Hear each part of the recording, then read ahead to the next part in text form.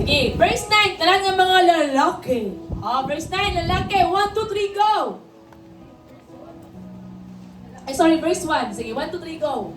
Nag-abot sa nga madugay magpahari isang ano man tayo putol-putol lagi siya. Sige na. 1, 2, 3, go! Pag-abot sa sinangad adlaw ang paghari sa Dios mapaanggit sa sining nga istorya. Kay napulog na dalaga nga nagdalas ang ilang mga suga ay nagsugatan sila sa nubyo nga kalaslon. Meron to sa pila? Pulo ka, dalaga. 10, no? 10 ka dalaga. Verse 2, talan ng babae. And verse 3. Ang lima hindi maalam. Verse 3. Mga hindi maalam mo nagdalas ng ilang mga suga. Ubaling wala sila nagdalas ng reservang malalaman para maubos ang sana sa ilang So, may arat sa pulo ka virgin, meron sang 5 nga danghag, may 5 man nga wise, maalamon. Tama? Foolish kag wise. So, ang 5 may reserba. Ang 5 way na reserba. Verse 4. Sige, tayo magbasa verse 4. Ang mga maalamon nagdala man sang ilang mga suga kag nagdala pagin sang reserba nga lana sa suludlan. Next. Kagtungod nga madugay mag-abot ang nobyo, gintuyo sila kag natulugan sila tanan. So natuyo sila, gipangkapoy sila. Tama sa gikapoy. No, ito katulugon. No, pero bali mo katapad pukawa ko matulog. Hindi No, hikapa ko kung matulog ko. No? Verse 6, 1, 2, 3, go! Sa tungang gabi na, may nagsinggit, ari na ang nubyo. Dalit ka mo, sugataan ninyo siya. Ang napulong kadalaga, nagbugkaw sila. Kagin preparar nila ang ilang mga suga. Dayon, ang mga dalaga nga hindi maalamon, nagsiling sa mga maalamon, hatagi kami sa inyo lana, kay nagapiraw na ang amon suga. So, ang 5 nga wala reserba na ngayon na. No? Ano kaya ang sabat man sa mga maalamon? Ay, mga maalamon, maluluyod ba ni sila nga ng hatag? O ano ang ilang nga sabat?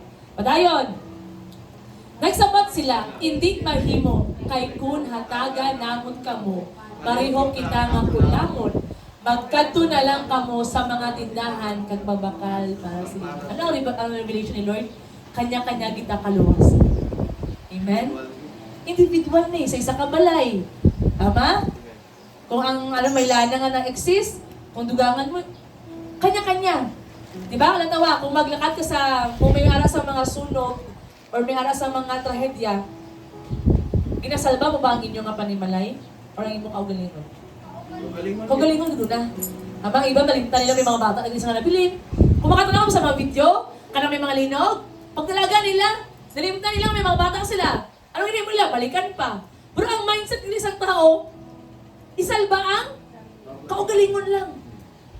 Nakabali mo katapad. Ang aton nga kaluwasan individual. Ang ating kalawasan individual. That's why we need to work out. Kambali Apostol Pablo, work out your salvation with fear and trembling. Kung may iban man nga, Lord, paano sila, Lord, no? Paano na ba? Maluoy ta ba? Yes, maluoy ta. Yes, padayon na nga mag-ampo. Pero let it be, kung baga hindi kita maluya, tungkol kayo wala na sila padayon. Amen? Tungkol kayo wala sila magpadayon, hindi ba na magpadayon? No! Kung wala sila nagpadayon, amuning challenge sa aton nga magpadayon. Kaya kung magpadayon ta, one day, magbalik lang na sila. Pero kung mag-untat na ta, sino ang ilang balikan? Why na? Kahit alam mo ka nag-untat. Right? So dapat kita magpadayon. Mabali mo katapat padayon. Dayon. Okay, next verse. Verse 11, 1, 2, 3, go! Dugay-dugay na mga kadalaga, bakal sa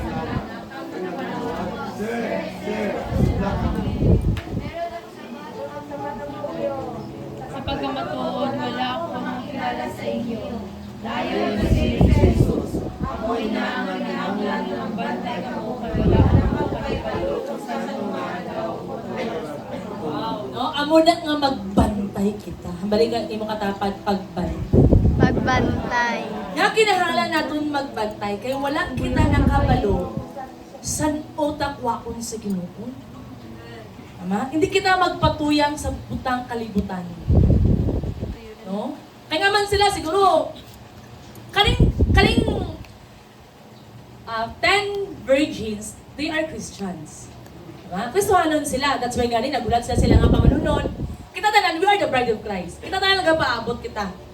Pero ang gusto sa Ginoo, mahimo kita nga maalamon. So paano daw mahimo nga maalamon ang anak sa Ginoo kung ang pulong sa Ginoo aton nga ginatuman? Amen? Aton nga, kaya man alam ni Jesus, wala ako nakakilala sa inyo. Paano kita hindi makilala ni Jesus kung wala kita nagatuman? Para naman sa Word of God, if you love me, you will obey my command. Kung ginahigugma mo ako, tumanon mo ang akon nga sugo. So what are the secret sins that destroy the anointing? Gidihugan ta sa Ginoo, we have the Holy Spirit. Mali mga tapad, you have the Holy Spirit. You have the Holy Spirit. Si Holy Spirit, nag-reside siya sa aton, pero nagasungod siya every time may himuunta nga sala. Ano ang butang nga mga pasunggod sa Balang Espiritu Santo? Sala. Ano ang butang nga maka-depart sa Holy Spirit sa aton? Sala. That's why ang challenge sa Ginoo, be holy because I am holy. From the word Holy Spirit, balaan nga Espiritu Santo. Because Holy Spirit is nothing more sacred. No? The anointing nga ginhatag ni Lord, grabe siya ka sagrado. It is heaven's oil. That anointing can be destroyed from the inside. So ang atong galingan, ang dihog galing nga ginhatag ni Lord sa aton, maguba siya, ma-destroy siya sa salak nga ginataguan naton sa sulod. Kita tanan may salak nga ginaatubang. Amen ba tadara? May gina-struggle na nga sala. Matag isa sa aton. Ito exempted. Tananta. For all have sinned and fall short for the glory of God. Tananta. May ginabatad na nga sala. Pero karon, aton nga tunan, ano ba ning mga common nga mga sala? Nga pwede galing makapasubok. Kag mag-depart ang Holy Spirit sa aton. Number 1, pride. Masquerading as maturity. Ano siya? Alam ko na yan. No? Unteachable, unmovable, unreachable. Kanang nagatig-ato nga kasing-kasing pa. Sino ang number 1 nga illustration sa garbo? Satan. Amen? Ano ang kabaliktaran sa pride? Humility. Pagpaubos. Kita tanan, nagabattle ta sang pride. May mga pride na nga ikaw na nakabalo. Tama? Magpati ba ka mo nga tanan may pride? Tanan ta may garbo ta, makabaka ta bako nga sakyanan. Diba? Bago nga alahas, bago nga motor, ang kwarta to sang dako, may something gid sa ato nga kasing-kasing ba? Pero ang Madrid, in Proverbs 16:18, pride goes before destruction. A haughty spirit before a fall. This is the first killer. God. That's why si Jesus, halin siya sa langit, nagnaog siya sa kalibutan para ma-demonstrate sa aton ang pagpaubos. Humility. He is the Prince of Prince, the Lords of Lords. Pero, hindi siya gibata sa pasungan. Hindi siya gako. Ilaya pa ba? Karpintero. Siya makaupod perme? Mga fisherman. Kidemonstrate niya ba paano ang pagpaubos? Siya mismo, he is a demonstrator of humility. Di ba, ang mga hari, usually nagasuksok sa mga malahalon na damit. Tama? May mga kuruna. Nagasakay sa mga hindi basta-basta ng mga sakyanan. Pero siya kabaliktaran. That's why wala nagpati ang mga Israel sa iya, mga Hudyo. Kaya kabaliktaran siya sa ilang nag-i-imagine nga hari. Pero gi-allow to ni Lord para ma-demonstrate sa aton na si Jesus galing, nagpaubos siya sa time nga ara siya sa kalibutan. Wala may madula sa aton kung kita magpaubos. Anong counterfeit sa pride? Humility. Pagpaubos. Number 2, na secret sin. The private offense you refuse to release. Sakitan ka. Wala kang ginsapak. O, sakitan ka na. Tama? May nahimo sila nga malaki na sakitan ka na. That's why, every offenses, dapat siya isurrender kay Lord. Dapat siya maistoryahan. Dapat siya ma-prove out. Nga man. Kaya kung hindi siya maistoryahan, meron siya sa domino effect. No? For example, ang mag-asawa na ginaway, no? Kung mali siya example, ang bana na akig sa asawa, ang asawa offended, sakitan, dito po. Bata, ang bata nga walang kamalay-malay, bago lang buktaw, ito na, gibagpa na. No? Kaya sakitan. Hurt people, hurts people, hurt people. Tama? Ang tao na sakitan, magpasakit man. Kaya ang bata nga magulang, akigan, sino ang paukpan? Manghod. Ang manghod, nakita niyang ito. Tama? Giba ko lang ito. Ang ito, nakita niya ang kuring. No? Si putput. No? Ano yan sa kuring? Ang kuring, sakitan. Kita niya ang ano nga friend. Tama? Ang mga friend natin sa balay. At sa friends sa balay natin, ang bayo, git-it. Balik sa owner. Back to sender. Tama? Magbalik ba? May aras ang domino effect. That's why, kung may aras ang offense, anong iyang counterfeit sa offense? Pasaylo. Haba sa Word of God? In Matthew 6:14-15, let's read it together. Atong nga basahon. Matthew 14:15-16. If we forgive, we will be forgiven. If we refuse, our Father will not forgive us. Hambalangin mo katapat, pasaylo. Pasaylo. Forgive. No? Forgive because our Father in heaven forgive. Kaya ang ato nga Ginoo sa langit naga pasaylo. So ano ang counterfeit sang offense? Forgiveness. Offended heart ka, then choose to forgive. No, pwede mo isuyo, actually naakigin ko sa imo, pero ginapilita ka nga pasaylo. Especially sa mga mag-asawa. Ang mga mag-asawa may reconciliation ba dayon? Kisa hipos lang, no? Tama? Isa kadlaw nga hipos. Duwa ka adlaw. Tama? May arangkit sa ano ba? May arangkit sa away. Mag-away, magkaya mga utod nga halin sang gamay. Upod sila, di ba? Ang ilang gigwaan, isa lang. Tama? Tama ba? Mga mag-utod, kinaway, wala? Kinaway! No, grabe kitang syagit ni Ma'am Luella. No? Diba? No? Kung tanawin nato na mag-utod man gani nga, parehas papa, parehas mama, isang igawasan, nag-inaway. Tama? How much more ang mag-asawahay nga lagitan na ilang nga tigulang na? Diba? Iba ang upbringing sa isa. Iba ang upbringing sa isa. Iba ang environment sa isa. Ibang environment sa isa. That's why normal ang mag-inaway. Pero hindi normal pag wala sang pinasayloanay. Amen? Ano lang hindi normal? Kaya mo naman word ni Lord. Hamba sa Word of God, hindi na natin pag-ialaw nga ang sun daw maglunog or tama bang word? Kanang ano siya ba? Magsalop, magsalop nga wala pa sang reconciliation. No, kung dati, isang kabulan, wala nagnanay, wala sang ano ba? Wala nagapansin na okay lang. Pero subong dapat, before pa man ma-end ang adlaw, pag-reconcile na. No? Dapat inuras, no? May time nga, kailangan mo maghalin para lang gid maka-breathe ka ba?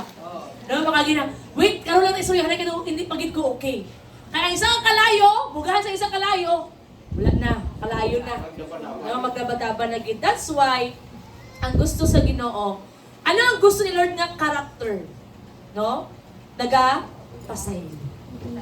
No, nagapasaylo. Forgive. Number 3, nasala. No, number 1, pride masquerading as maturity. Na hindi ko na ano, kaya kabalo na ko sila. No, kailangan hindi na ma-rebuke, hindi na ma-correct. Tama, tugulang ako, may ubran ako. No, nag-asinso na ako. Hindi dapat. Especially sa mga anak. So, the more galing ang mga anak naging successful, the more dapat nagiging humble. Para mas the more maging i-bless ni Lord. Amen? No? Pero may mga time gito nga, aragin ang garbo ba? Nag-ubran ako, may karutan ako Or no? Diba? Pero sa tuon lang, di ba? Pag ang mga bata magtigulang na, sometimes magsabat na sa mga ginikanan. Sometimes i-oppose na ang desisyon sa mga ginikanan. No? Pero dapat ang gusto sa Ginoo, mas the more ta nga matured, the more ta naging successful, the more ang magpa-oppose. No? The more meron gapon sang submission. Pero sometimes, may kwarta na, di ba? Grabe na ang pride, no? Pero mali na. Number 2, offense, no? So ano yung moon? Kung offended ka, pasaylo, forgive. Lord, forgive them. For they don't know what they are doing. Pasaylo. No? Kung saan nakasala sa iyo, pasaylo ka. Ay si Jesus, nagpasaylo man. So kita magpasaylo man dapat. Number 3, small compromise. You assume do not matter. Gamay-gamay lang. No, karon inom, gamay lang man. Wala may nakita. Wala nakakita, pero naabot ang balita. Tama? No? Wala may nakakita, pero nakaabot ang balita. No? Gamay-gamay lang ang inom. Gamay-gamay lang ang tikal. Gamay-gamay lang. Tama? Compromise. Compromise rarely begins loudly. No? Kanang hinay-hinay lang ba? Hinay-hinay, pero kanunay, hasta nga, mapatay na ang atong nga spirito. The spirit within us. Kaya masubok naman siya. Our God, He is not a compromise God. Ma? Hinay-hinay lang ang kanta sa worldly. Gamay-gamay lang. Ano pinakamasok ka na ang kanta sa worldly? No? Sige, Gina lang, grabe yun. Ano na yun ba? No? Ano? No? Hawak mo ang beat, no? No? Diba? Grabe ang ano, gamay-gamay lang, no? Doon namin magsaot-saot hawad, gamay-gamay lang. Diba? No? Gamay-gamay lang. No? Doon namin no? Compromise. Ano ba sa Word of God? Do not copy the behavior of this world. No? But let your mind be transformed. Pag-uhuna to, naton nga huna-huna. By changing our ways. No? Kung kalibutan, hala, grabe magsaot-saot sa hawak mo ang beat. Dapat grabe na mag-praise and worship. Kung grabe ang hawak mo ang beat, grabe mag-saot, pero pag mag-praise and worship, no? Tama ba mga young people? No? Wala sila din ako. Grabe sa children, no? Magawa sila. Mga good student No? kami din, mga good girl Diba? kami din, mga good girl kami. Pero ba sa Word of God, compromise. Compromise kills slowly, amat-amat, but it kills surely. Amat-amat, pero kanunay, kag mapatay na kita. Kung aware kita nga, kalangabot ang compromise na, then let's stop it. No? Aton nga, untaton. Hindi natin pagpa-undayunon ang aton nga unod. Siyempre, because we are in this world, makapatid kita, tama? Makakita kita, di ba? Mabalaan mo ano ang mga trend, but it doesn't mean na nakabalo ka sa trend, kupyahon mo man ang trend. Amen? No, it doesn't mean na nakabalo ka nga amo ng uso, himuon mo man kay amo ng uso. No. We are different to the people of this world. So God called us Christian. From the root word Christ. Si Jesus ang nabuhin sa atin nga kaugalingon. Number 4 nga secret sin. The hidden addiction to people's opinion. Ano ni siya? No? Kanang, we are people pleaser. The need to please, the need to impress, the need to fit in, the need to be accepted. Ay, kinahanglan ko maghubog-hubog para ma-accept ko sa kong barkada. Kailangan ko magpa-blondie sa buhok para ma-accept ko sa kong barkada. Ang talaga ginahimo mo para i-accept ka sa iban. Pero wala mo siya ginahimo para kay Lord. Ginahimo mo siya para sa ibang nga tao. Ay, himuot ko manghugas ko kay para malipay ako nga, of course, malipay kita sa atong ginikanan. Pero ang ginamin diri ba kanang we are people pleaser more than God pleaser. Ay, himuot ko ni kay hambal ni amo ni. Oh, amo ning sala galing nga Gina-please naton ang kalibutan or ang ibang nga tao nga wala naton na please na ang Ginoo. Hamba sa Word of God, love the Lord your God with all your heart, mind, soul, strength. With all. Tipupok. Una-una, kasing-kasing kalag, espiritu. So dapat, kung mag-please man ta, i-please natin labaw sa tanan si Lord. Hindi ang tao, hindi ang kalibutan. Hindi ang kabarkada. Kundi si Lord. Proverbs